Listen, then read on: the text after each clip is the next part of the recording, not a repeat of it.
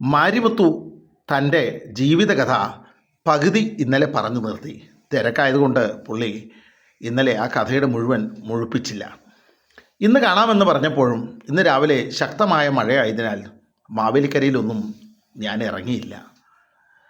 അപ്പോൾ ഞാൻ തീരുമാനിച്ചു, വൈകുന്നേരം എന്തായാലും മാരിമുത്തുവിനെ ഒന്ന് കാണണം. കഥയുടെ ബാക്കി ഭാഗം എന്താണെന്നറിയാലോ. അത് കഥ മാത്രമല്ലല്ലോ, ഒരു ജീവിത കഥ കൂടിയാണ്. അതിൻ്റെ ആകാംക്ഷ എനിക്കുമുണ്ടായി. വൈകുന്നേരം ജോലി കഴിഞ്ഞ് ഞാൻ മാവേലിക്കരയിൽ ഇറങ്ങി. മാവേലിക്കര സിഗ്നൽ ജംഗ്ഷനിൽ വണ്ടി സിഗ്നലിൽ സ്റ്റോപ്പ് ചെയ്തപ്പോൾ ഞാൻ പതുക്കെ ചാടി ഇറങ്ങി. നോക്കിയപ്പോൾ അവിടെ ഹോട്ടലുണ്ട്. സാധാരണഗതിയിൽ മാരിമുത്തു രാവിലെയാണ് ഈ മാവേലിക്കര ജംഗ്ഷനിലെ വുഡ്ലാൻഡ്സ് ഹോട്ടലിൽ വരുന്നത്. വൈകുന്നേരങ്ങളിൽ മാരിമുത്തു ചായ കുടിക്കാൻ പോകുന്നത് അപ്പുറത്തുള്ള വെങ്കടേഷ് ഹോട്ടലിലാണ്. അത് കാലങ്ങളായി എനിക്കറിയാം. അപ്പോൾ എന്തായാലും സിഗ്നൽ ജംഗ്ഷനിൽ ഇറങ്ങി ഞാൻ കാത്തു നിന്നു വാഹനങ്ങൾ പോകുവാനായി. സിഗ്നൽ ജംഗ്ഷനിൽ വാഹനങ്ങൾ കടന്നു പോകുന്നു, ട്രാൻസ്പോർട്ട് ബസ്സൊക്കെ കടന്നു പോകുന്നു. അത് കഴിഞ്ഞ് പതുക്കെ ക്രോസ് ചെയ്ത് അങ്ങോട്ട് ട്രാൻസ്പോർട്ട് സ്റ്റാൻഡിൻ്റെ അടുത്തുള്ള വെങ്കടേഷ് ഹോട്ടലിലേക്ക് തന്നെ പോകാം. ഞാൻ പതുക്കെ നീങ്ങി വെങ്കടേഷ് ഹോട്ടലിനെ ലക്ഷ്യമാക്കി. ഭാഗ്യമെന്ന് പറയട്ടെ, മാരിമുത്തു അവിടെ കാപ്പി കുടിച്ചുകൊണ്ടിരിക്കുന്നു. എന്നെ കണ്ടതും നമസ്തേ എന്ന് പറയുകയും ഞാൻ അടുത്ത് പോയിരിക്കുകയും ചെയ്തു. ഞാൻ വേറൊന്നും ചോദിച്ചില്ല. എന്തായി ഇന്നലെ പറഞ്ഞ കഥയുടെ ബാക്കി കാര്യം എന്ന് ചോദിച്ചു. മാരിമുത്തു കുടിക്കുന്ന ചായ ഗ്ലാസ് പതുക്കെ താഴെ വെച്ചുകൊണ്ട് പറഞ്ഞു, പറയാം. എന്നിട്ട് മാരിമുത്തു തുടർന്നു. അതായത് നമ്മൾ പറഞ്ഞു നിർത്തിയത് ആ കഥയിലെ പഴയ കാര്യങ്ങളിൽ അമ്പലത്തിലെ കാര്യങ്ങളും മറ്റുമായിരുന്നല്ലോ. അന്നദാനത്തിൻ്റെ ചാർജ് എനിക്കായിരുന്നു എന്നൊക്കെ ആയിരുന്നല്ലോ. അങ്ങനെ ഇരിക്കെ അന്നദാനമൊക്കെ നടന്നുകൊണ്ടിരിക്കുമ്പോൾ ഒരു ദിവസം ഒരു മദ്യപിച്ച ഒരാൾ, ആരോഗ്യ ദൃഢഗാത്രൻ എന്ന് പറയാം, ഒരാൾ വന്ന് അന്നദാനത്തിൽ ആയിട്ടൊക്കെ നിന്നു. അന്നദാനത്തിന് ആര് വന്നാലും കൊടുക്കണമല്ലോ. അദ്ദേഹത്തിന് ഞാൻ എല്ലാവർക്കും കൊടുക്കുന്ന പോലെ പ്ലേറ്റിൽ ഭക്ഷണം കൊടുക്കുകയും അദ്ദേഹം അത് പോയി കഴിക്കുകയും രണ്ടാമത് ഭക്ഷണം വേണ്ടവർ വീണ്ടും ആ പ്ലേറ്റുമായി വരികയൊക്കെ ചെയ്യുമായിരുന്നു. ഉണ്ടെങ്കിൽ നമ്മൾ കൊടുക്കുകയും ചെയ്യും. ഈ ഇദ്ദേഹം, ഞാൻ ആഹാരം കൊടുത്ത അദ്ദേഹം പ്ലേറ്റുമായി രണ്ടാമത് വരികയും ഞാൻ ആ ഭക്ഷണം വേണമെന്ന് ചോദിച്ചപ്പോൾ വേണ്ട എന്ന് പറയുകയും ആ പ്ലേറ്റ് ഇവിടെ ആളുകൾ ഭക്ഷണം കഴിച്ച ശേഷം സ്വയം പ്ലേറ്റ് കഴുകി ഒരു പാത്രത്തിലിടുകയാണ് പതിവ്.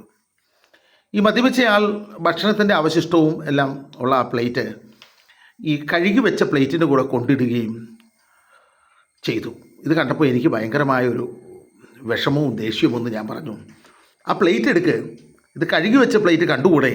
ആ പ്ലേറ്റ് എടുത്ത് കഴുകി വീണ്ടും കഴുകി വയ്ക്കൂ. അത് മാത്രമല്ല, ആ പ്ലേറ്റ് മറ്റ് പ്ലേറ്റുകളിൽ വീണിട്ടുണ്ട്. ആ 1-2 പ്ലേറ്റ് കൂടി താങ്കൾ ചെന്ന് കഴുകി ഇവിടെ കൊണ്ടുവയ്ക്കണം. ഇത് ഭക്തജനങ്ങൾക്ക് കൊടുക്കാനുള്ളതാണ് എന്ന് പറയും. ഞാൻ വിചാരിച്ചു, ഇത് കേട്ട മാത്രയിൽ ആ മനുഷ്യൻ അത് പ്ലേറ്റ് എടുത്തുകൊണ്ട് പോവുകയും കഴുകുകയൊക്കെ ചെയ്യുമെന്ന് വിചാരിച്ചെങ്കിലും ആ മനുഷ്യൻ എന്ത് ചെയ്യുന്നു വെച്ചാൽ ആ കഴിച്ച പ്ലേറ്റ് ആ കൂടയിൽ നിന്ന് എടുത്തു വരികയും എൻ്റെ മുഖത്ത് ആ പ്ലേറ്റ് കൊണ്ട് ഒരൊറ്റ അടി തരികയും ചെയ്തു. അപ്രതീക്ഷിതമായൊരു സംഭവമായിരുന്നു ആ അടി. ഞാൻ ഒരിക്കലും പ്രതീക്ഷിച്ചില്ല. ആ അടിയുടെ ആഘാതത്തിൽ പെട്ടെന്ന് ഞാൻ ചെരിയുകയും മറിഞ്ഞു വീഴുകയും ചെയ്തു. മറിഞ്ഞു വീണ എന്നെ ഈ മനുഷ്യൻ വീണ്ടും മർദ്ദിക്കുകയും എന്നെ ഉരുട്ടിയിടുകയൊക്കെ ചെയ്തപ്പോൾ പ്രാണരക്ഷാർത്ഥം എനിക്ക് ആളുകൾക്ക് കൂടിയെങ്കിലും ഈ മനുഷ്യനെ നിയന്ത്രിക്കാൻ ആർക്കും സാധിച്ചില്ല. ഞാൻ തൊട്ടടുത്ത് തന്നെയുള്ള പാചകപ്പുരയിലേക്ക് ഓടി അവിടെ അരി വാർത്ത് വെച്ചിരുന്ന ആ വാർപ്പിൽ ഉണ്ടായിരുന്ന ചട്ടുകം എടുത്തുകൊണ്ട് വരികയും ഈ മനുഷ്യൻ അപ്പോഴെൻ്റെ പുറകെ വീണ്ടുമുണ്ട്, എന്നെ ആക്രമിക്കാൻ വരുന്നുണ്ട്. ആ ചട്ടുകമെടുത്ത് ഒരൊറ്റ അടി അടിക്കുകയും, പക്ഷേ അടി ലക്ഷ്യം തെറ്റി ഈ മനുഷ്യൻ്റെ തലയിലാണ് അടി കൊണ്ടത്. ഈ മനുഷ്യൻ പെട്ടെന്ന് താഴെ വീണ ഉടനെ ആളുകൾ ഓടിക്കൂടുകയും വെള്ളം തെളിക്കുകയും വെള്ളം നൽകാൻ ശ്രമിക്കുകയൊക്കെ ചെയ്തെങ്കിലും ഞാൻ പ്രതീക്ഷിച്ചതിന് സംഭവിച്ചു. ഈ മനുഷ്യന് ബോധം നഷ്ടപ്പെട്ടു. ഉടനെ തന്നെ അടുത്ത വാഹനത്തിൽ എല്ലാവരും കൂടി ഈ മനുഷ്യനെ കൊണ്ടുപോവുകയും ചെയ്തു. ഞാനിവിടെ അക്ഷമനായി എന്ത് സംഭവിച്ചു ആകെ വിറങ്ങലിച്ചിരിക്കുന്ന ഒരവസ്ഥയിലായിരുന്നു. ഏതാണ്ട് ഒരു 1.5 മണിക്കൂർ കഴിഞ്ഞപ്പോൾ എന്നെ അന്വേഷിച്ച് വരുന്നത് രാജപാളയം പോലീസ് സ്റ്റേഷനിൽ നിന്നും ഒരു പോലീസ് ജീപ്പാണ്. പോലീസ് ജീപ്പ് വരികയും എന്നോടൊന്നും ചോദിക്കാതെ എന്നെ നേരെ ജീപ്പിൽ കയറ്റി കൊണ്ടുപോവുകയും ചെയ്തു.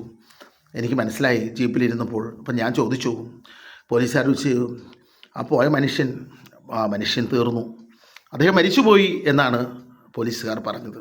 പിന്നെയുള്ള കാര്യങ്ങൾ നിങ്ങൾക്ക് ഊഹിക്കാമല്ലോ. പിന്നീട് അന്ന് വൈകുന്നേരം തന്നെ മജിസ്ട്രേറ്റിന് മുമ്പിൽ എന്നെ ഹാജരാക്കുകയും 14 ദിവസത്തേക്ക് എന്നെ റിമാൻഡ് ചെയ്യുകയും ചെയ്തു. അങ്ങനെ ജയിൽവാസത്തിലേക്ക് ഞാൻ പോവുകയാണ്. എൻ്റെ ജീവിതത്തിൽ ഒരിക്കലും പ്രതീക്ഷിക്കാത്ത ഒരു സംഭവമാണ് ഈ കാര്യം. എന്തുകൊണ്ടോ ഇതെല്ലാം, ഈ സാഹചര്യങ്ങളെല്ലാം എനിക്ക് പൊരുത്തപ്പെടേണ്ടി വന്നു. പിന്നീട് നീണ്ട 12 വർഷം എനിക്ക് ശിക്ഷ അനുഭവിക്കേണ്ടി വന്നു. അതിനിടയിൽ ജാമ്യമെടുക്കുവാൻ പോലും ആരുമില്ലാത്തൊരവസ്ഥയുണ്ടായിരുന്നു. അതും വളരെ വിഷമകരമായൊരു കാര്യമായിരുന്നു. നിർബന്ധിതമായിട്ട് പരോൾ ലഭിക്കുകയും ഇടയ്ക്ക് 1-2 തവണ പരോളിൽ ഇറങ്ങുകയൊക്കെ ചെയ്തെങ്കിലും ജീവിതം ദുസ്സഹമായി. ഈ 12 കൊല്ലത്തെ ജയിൽവാസത്തിന് ശേഷം പിന്നീട് മാരിമുത്തുവിന് എന്ത് സംഭവിച്ചു എന്നതറിയാൻ എനിക്കും ആകാംക്ഷയുണ്ടായി. മാരിമുത്ത് പിന്നെ എങ്ങനെ കേരളത്തിലെത്തി? ആ കാര്യങ്ങളെക്കുറിച്ച് ഞാൻ ചോദിക്കാമെന്ന് കരുതിയെങ്കിലും അപ്പോഴേക്കും മാരിമുത്തുവിൻ്റെ ആ ഒരു പറയാനുള്ള മനസാന്നിധ്യം നഷ്ടപ്പെട്ടിരുന്നു. എന്തായാലും ആ ഒരു കഥ വീണ്ടും മാരിമുത്തുവിനോട് ചോദിച്ചുകൊണ്ട് നമുക്ക് ആ കാര്യങ്ങൾ അറിയാം. അപ്പോൾ മാരിമുത്തുവിൻ്റെ കഥ ഇവിടെ തുടങ്ങുന്നുള്ളൂ, അവസാനിക്കുന്നില്ല. അത് വീണ്ടും തുടരും. അതിന് അല്പം കാത്തിരിപ്പ് ആവശ്യമാണ്. അപ്പോൾ ഏവരും കാത്തിരിക്കുക, കഥ തുടരുന്നതാണ്.